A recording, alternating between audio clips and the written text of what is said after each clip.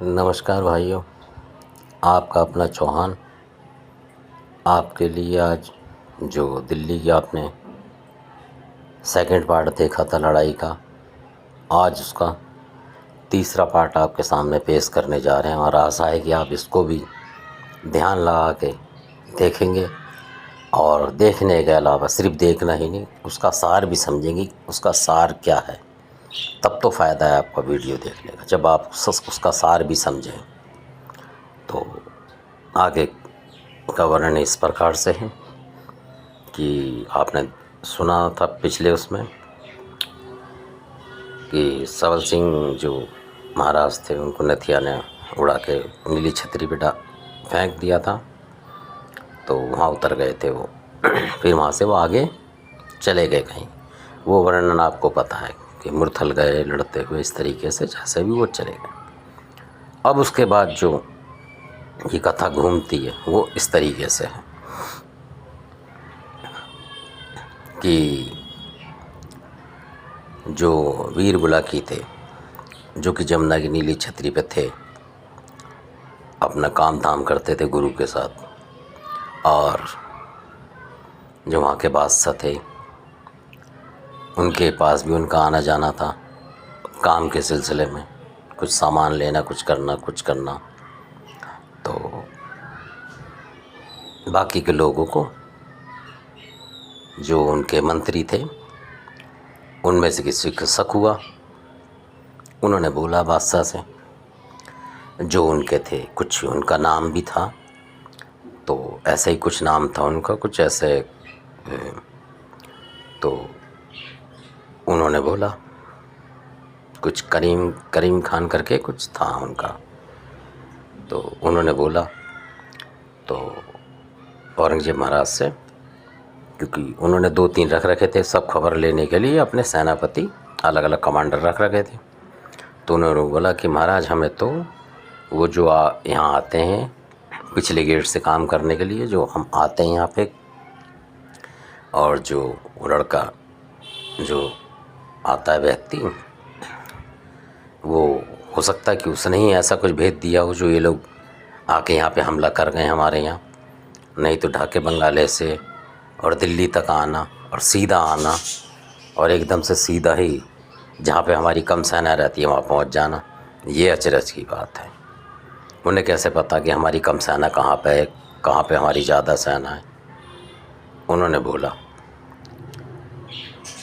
तो बादशाह सलामत को कि हमें जी उस लड़के पे शक है, क्योंकि अभी आया वो 1-2 साल से और अब हमला हो गया है यहाँ। तो औरंगजेब बादशाह ने बोला कि भाई वो एक तरीके से हमारी प्रजा ही है यहाँ, उनका तो खाना दाना ही हमसे चल रहा है, वो हमसे विरोध नहीं कर सकते, जबकि उन्हें मेरा स्वभाव पता है कि मैं क्या हूँ। तो वो कभी ऐसी गलती नहीं करेंगे कि यहाँ काम करते हुए भी हमारे से इस तरह की कोई कर सकें। इतनी हिम्मत नहीं है किसी में, खासकर इनमें, क्योंकि ये छोटे लोग हैं, काम करते हैं और हमसे पैसा लेते हैं, खाना भी यहीं खा लेते हैं, कुछ हमारे लोगों ने कपड़े भी दे देते हैं, तो सब चीज़ तो वो हमारे यहाँ से खा पहन रहे हैं, तो हमारे साथ ऐसा क्यों करेंगे वो। मुझे ऐसा लगता नहीं है। अभी आप और देखो इसके बारे में, आप अपने तरीके से और देखो, जांच करो, अगर ये भी हैं तो फिर पक्की तरह से देखो, क्योंकि ऐसा ना हो कि हम शक के दायरे में ही इन लोगों को सज़ा दे दें, और अगर मैंने फरमान निकाल दिया सज़ा का तो उस सज़ा को कोई रोकेगा नहीं, ये भी आप लोग जानते हैं।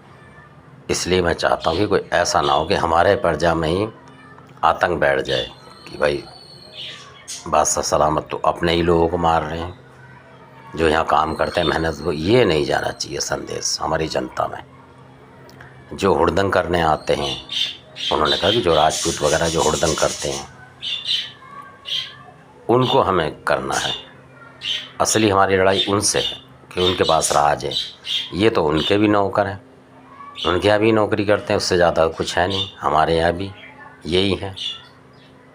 तो ये तो बहुत अलग तरीके के लोग हैं, तो ये उसमें नहीं रहते, ये तो अपने खाने कमाने में, कोई रियासत बनाने के उसमें नहीं रहते हैं ये। इनसे हमें शायद खतरा नहीं है, फिर भी आप नज़र रखो। ऐसा कह के वो चले गए बादशाह। अब वो जो बाकी के लोग थे वो भी नज़र रखे बनाए हुए थे। अब उसी दौरान भाग्य देखो किस तरीके से घूमता है। जो कहते हैं ना कि हो नहीं आती है तो बता के नहीं आती।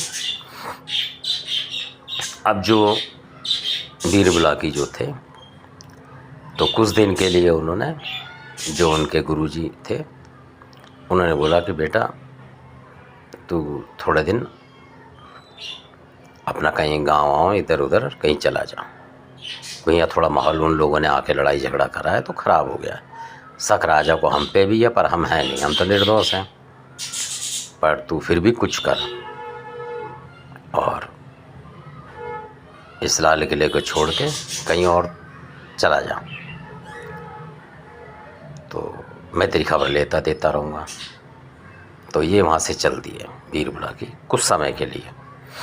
यहीं नहीं रहूँगा, आऊँगा जाऊँगा, पर कोई और ठिकाना बना लेता हूँ। तो वो चले गए। तो जहाँ आज ITO का थान है बन गया है, वहाँ पे बुलाकी आके बैठे, जो बुजुर्ग बताते हैं उसी एरिए के आसपास कहीं बैठे होंगे। तो वहाँ ऐसा भी बताते हैं कि पहले किसी पुराने ज़माने में लोग कहते हैं कि वहाँ बाग वगैरह थे, आम के, इसके उसके फल के, जो भी फल उगते हों उस ज़माने में उनके थे। गेहूँ की भी वहाँ काफ़ी पैदावार थी, और भी चीज़ थी, जैसे फसल होंगी कोई, जो भी सब्जी होती हों उस तरीके की भी थी। तो ये वहाँ पे पहुँच के उन लोगों को देखा इन्होंने कि यार ये भी काम कर रहे हैं, तो ये उसमें भी लग गए कि यहाँ से भी 4 पैसे मिलेंगे। उनकी मदद करा दी। तो उस ज़माने में भी बैलगाड़ियों में सामान भर भर के जाता था, तो उसमें पहुँचा दिया, ये कर दिया, उस तरीके से करते रहिए अपनी जीविका के लिए। वो जो लोग थे उनको भी आदमी चाहिए होते थे कि भाई कोई अच्छा तगड़ा है तो काम करेगा, हमारा ज़्यादा काम होगा, फसल काटना, ये करना, वो करना, उठाना धरना जो भी था, तो ये कर देते थे।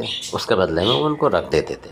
तो ये पैसे जो लेते नहीं थे रखवा लेते थे, तो भाई मेरा इकट्ठा कर लो अपने पास ही, क्यों मैं तो पानी में तैरता रहता हूँ, अंदर से भी ढूंढता हूँ सामान जो आता है पानी के अंदर से। गोताखोरी का काम भी करते थे पानी के अंदर, इनके से बड़ा तैराक नहीं था, और पहलवानी में भी ये करते थे।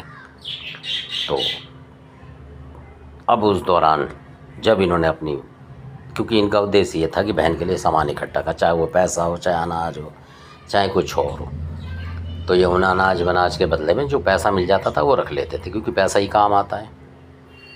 फल सब्जी तो काम आएगी नहीं, गाँव तो जाते जाते ख़राब है, और गाँव में दुनिया भर की होती थी। तो ये पैसा ले लेते थे उन लोगों से कि 2-4 रुपये कम दे दो, पर दे दो। तो इस तरीके से लेते थे। फिर वहीं कल्लू गुरु के पास पहुंच जाते थे, जो इनके गुरुजी थे, उनको दिए आते थे, वो आगे पहुंचा देते थे। किसी और लोग जाते थे पहले कि भाई फलाने गांव में ये पैसे पहुंचा, तो लोग ईमानदारी से पहुंचा देते थे। उस टाइम वो बीच में से काटते नहीं थे कुछ भी, वो ईमानदारी से जाके दे देते थे। अब क्या होता है कहानी, जो इनके गुरु हैं, बहुत से भगत कहते हैं उसका नाम ही नहीं पता, बीरबुलाकी के, उनका नाम था कल्लू गुरु। कल्लू मेहतर है जात के, वाल्मीकि मेहतर भी कहते थे उन्हें। तो मेरे इन शब्दों से लोग बुरा ना माने, क्योंकि जो थे वो बताना पड़ेगा। उनका नाम है कल्लू। आज भी अगर सही बुलाकी किसी पे आ रहा होगा तो अपने कल्लू गुरु की जय बोलेगा, ये वास्तविकता है उसकी। और अगर ऐसा ही होगा तो वो बोलेगा ही नहीं, क्योंकि उसे पता ही नहीं है। तो ऐसा भी हो जाता है। तो ये जो कथा है काफ़ी लंबी है और इसको काफ़ी पार्टों में बनाना पड़ेगा। तो अब ये कहानी शुरू होती है, जो कहते हैं कि किसी की जो शुरू से दुख भोग रहा है उसके भाग्य की और एक भारी विडंबना कह लीजिए। बुलाकी महाराज के साथ अभी और एक विडंबना तैयार खड़ी थी। तो ये वहाँ से कुदरती चल पड़े, वो जो पैसे ऐसे इकट्ठे करके अपने गुरु को देने के लिए कि गुरुजी ये पैसे लो, इतना सामान आ गया है मेरे पास, अब तुम ऐसा करो, यहाँ मार धाड़ चलती है, यहाँ तो चल ही रही है, कोई हमें तुम्हें रोके इससे पहले तुम मेरी बहन को और बचे कुछ पैसे दिए हो, बाद में मौका मिले ना मिले तो उनको भी खर्चा पानी देते थे कि तुम भी अपने घर पे कुछ दिया ना। वो भी ले जाते थे जो अपने कमाते थे, अपने दिए आते थे बीच बीच में। तो बैलगाड़ियाँ वगैरह चलती थी तो वो चले जाते थे। जैसे कोई जाता उन्हें पता होता था कि आज आई हैं तो कल जाएंगे परसों, उसी समय मौका निकाल के। अब जो इनके गुरु थे कल्लू महाराज, वो पहुंच गए अपने भी गांव और इनकी बहन के गांव देने के लिए कि भाई तुम्हारे भाई ने ये सामान भेजा है। बहन की तो शादी हो चुकी थी तो वहाँ पहुंच गए ये देने के लिए। अब जो बुलाकी महाराज आए नीली छतरी पे, कल्लू गुरु से बात करी, फिर अपने वहाँ से वापस रवाना हो गए। इसमें कोई बात नहीं है, ये आम बात थी उनकी। पर भाग्य की विडंबना जो होती है होनी, कहते हैं कि होके रहती है, वो होनी थी। तो अब क्या होता है कि बाबा वीर बुलाकी, जहाँ आज ITO के नाम से जाना जाता है, उस स्थान के पास आके अपने सो गए आराम से कि भाई मेरा काम हो गया, ये भेज दिया पैसा, अब मैं आराम से आराम करूं। रात को सोते थे वहीं। अब उसी रात को जो ढाके बंगाले में बची कुछ लोग थे जो बचे हुए थे, नटकंजर जो जिनकी घरवालियाँ लेके वो आ गए थे, ढाके बंगाले के जो पठान वगैरह जो भी थे वो लेके आ गए थे। मुस्लिम धर्म के जो लोग थे वो ले आए थे छीना झपटी करके। तो उनको लगा कि वो लोग वापस लौट के पूरे नहीं आए और चक्कर क्या है, चलो हम भी चल के देखें, कहीं उन्हें कैद कर लेगा। तो वो भी कुछ अपनी टुकड़ी बना के आ गए। तो आने के बाद जब वो आ गए वहाँ पर, तो वो लोग आए तो कुदरत की मार ऐसी ही कि वो भी सीधी नीली छतरी पे ही आ गए पीछे की तरफ। जब वो नीली छतरी पे आए तो वहाँ काफ़ी वो अपनी बैलगाड़ी वगैरह में आए। और आप जानते होंगे ये जो नट कंजर तरीके के होते हैं, सांसी कहो, नट कहो, कंजर कहो, जो भी थे वो मतलब कबीले वाले, वो हथियार लेके चलते थे उस ज़माने में भी। एक से एक हथियार होते थे उनके पास। ऐसा भी बताते हैं, जिक्र सुनते हैं कि वो ऐसा हथियार भी होता था उन पर जो फेंकते थे सामने, किसी को लगता था गर्दन में या कहीं भी, और फिर वापस उनके हाथ में आ जाता था। कुछ रस्सी हो या कुछ भी चीज़ ऐसी हो, ऐसा हथियार भी था उनके पास। ऐसा उन जो इस्लाम धर्म के जो लड़ने वाले थे वो वर्णन करते हैं कि इन लोगों के पास ऐसा हथियार है कि ये फेंकते हैं तो वो लग के वापस इनके पास ही चला जाता है, यानी एक ही हथियार से बार बार मारते रहते हैं दूर से ही है। तो इस तरीके से भी विजय प्राप्त करते हैं, काफ़ी लोगों को घायल करते हैं। तो उन्होंने ये बताया। अब इनकी जो बैलगाड़ी वगैरह जो भी घोड़ा गाड़ी थी उसमें सामान सारा था इनके पास, खाने पीने का भी अपना ले आए थे, और तीर तलवार जो भी था, आग वाग जलाने सब था उसके अंदर। अब वो वहाँ से पूछ के किसी से वो सीधे उसी लाल किले के पिछले गेट पे आ गए। जब तक आए वहाँ शाम हो गई। अब शाम हो गई, अंधेरा हो गया। अंधेरा होने के बाद क्या हुआ ये मैं आपको अगले वीडियो में बताऊंगा। अगले वीडियो में आप देखें इसको।